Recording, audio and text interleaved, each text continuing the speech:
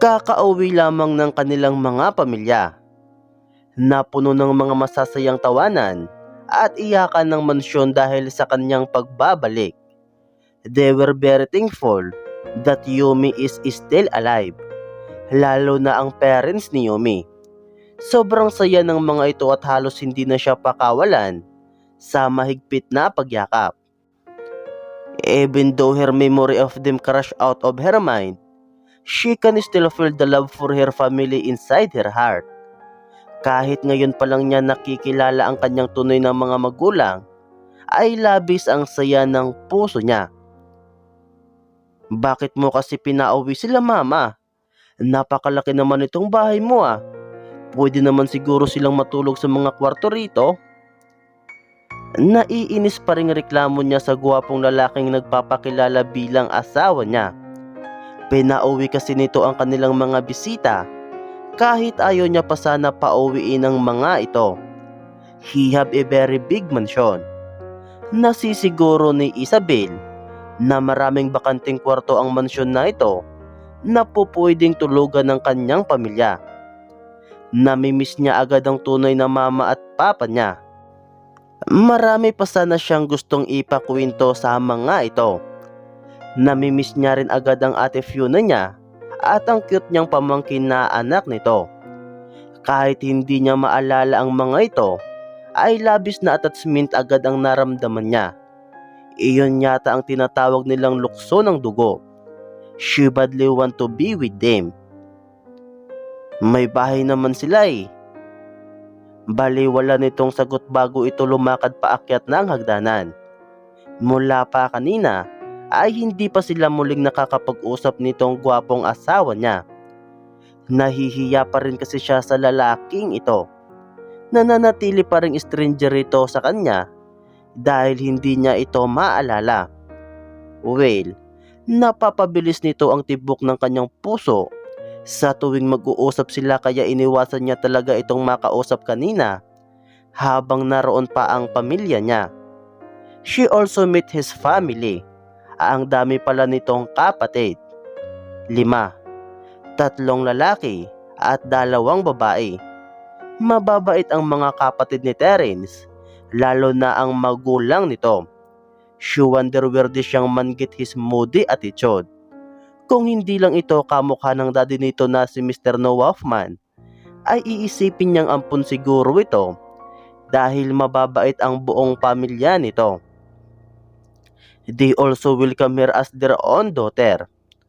Tuwang-tuwa ang mga ito na malaman na buhay pa siya.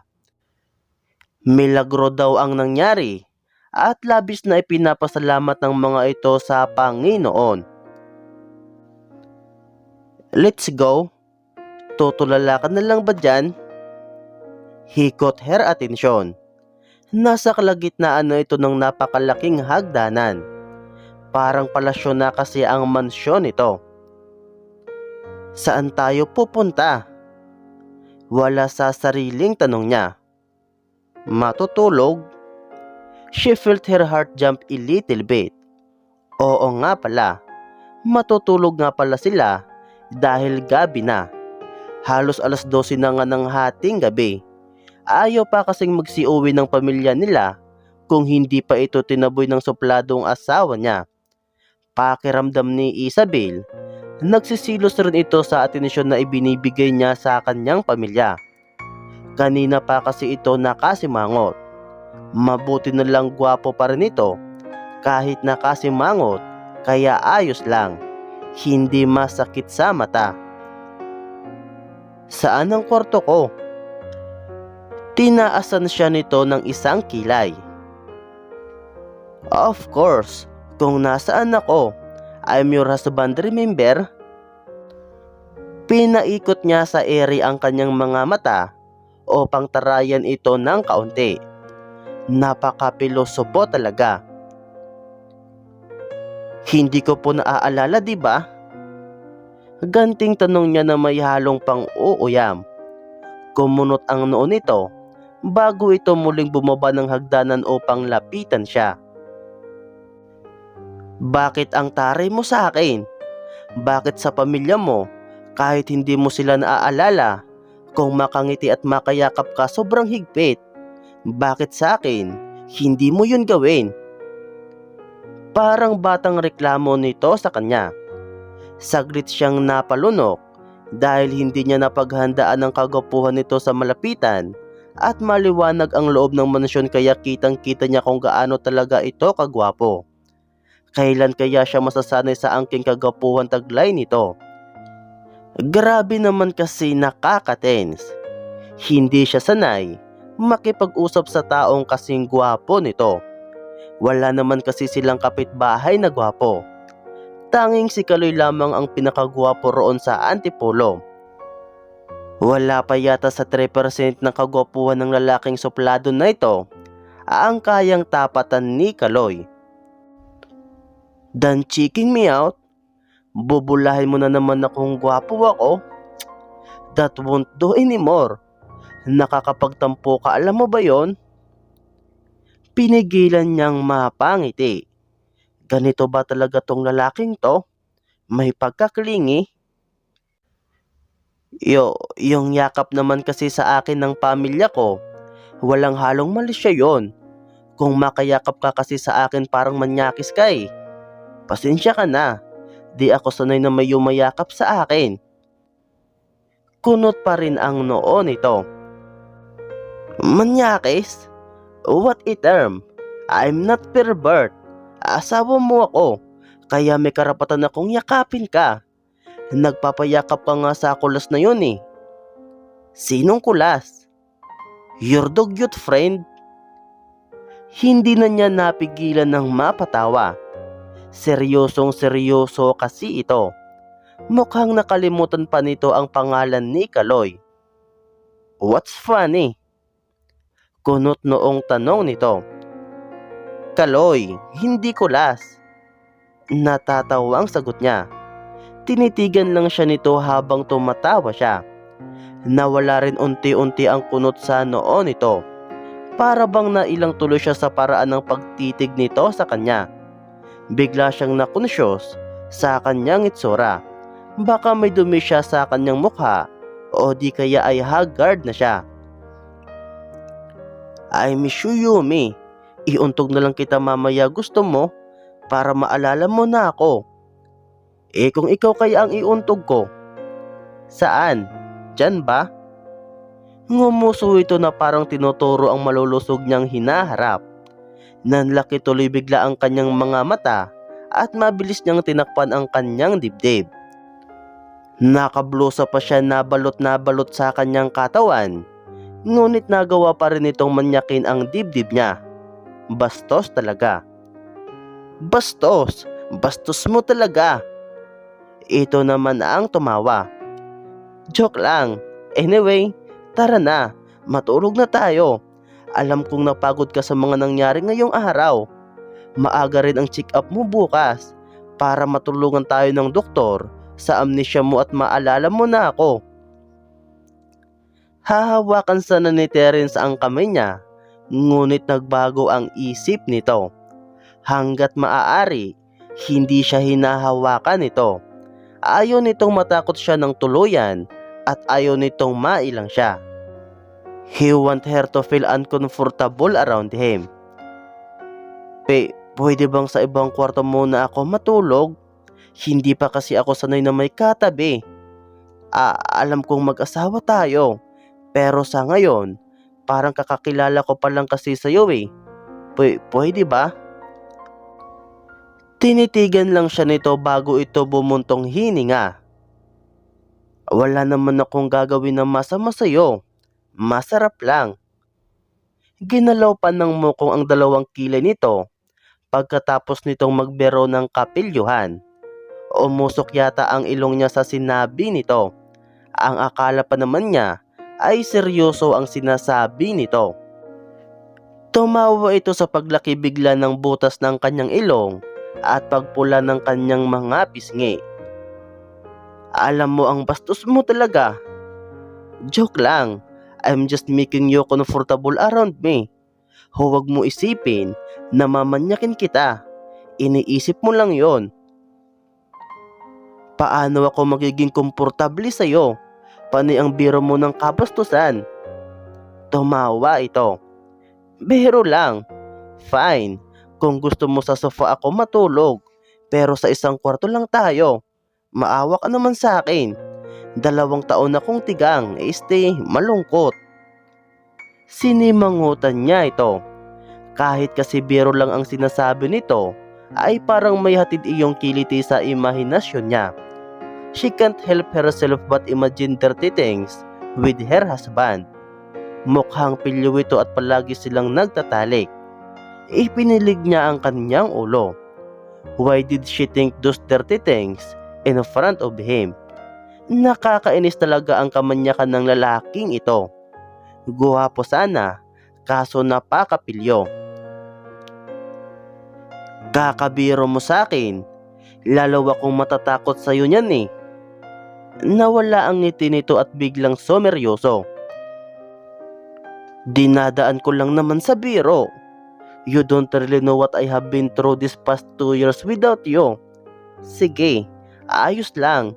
Kahit sa ibang kwarto ka matulog, I will understand. Napanganga siya nang biglang sumeryoso ang guwapong mukha nito. Ang kapilyuhan na naglalaro sa mga mata nito'y napalitan ng kalungkutan at pangungulila. Napalunok siya.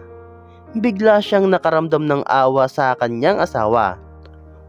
Oo nga naman, masyado siyang unfair dito. Niyakap niya ng mahigpit ang bawat miyembro ng pamilya niya, maliban dito. Ito pa naman ang kanyang asawa. Sa lahat ng tao sa mundong iniwanan niya noon, ay paniguradong ito ang pinaka-naapektuhan. Why did she treating this way?